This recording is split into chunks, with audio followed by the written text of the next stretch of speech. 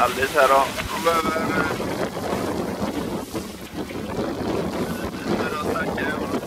tänker på, tycker jag.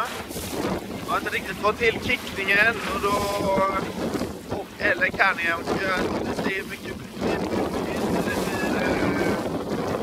det blir lite övermäktigt, men det går ju 200% bättre idag än vad det gjorde igår en dag.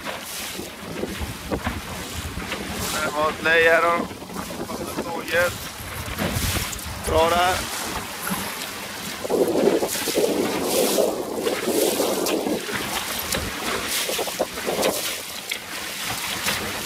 Nästan vågar släppa ut lite igen när det kommer de här pupparna så man känner att man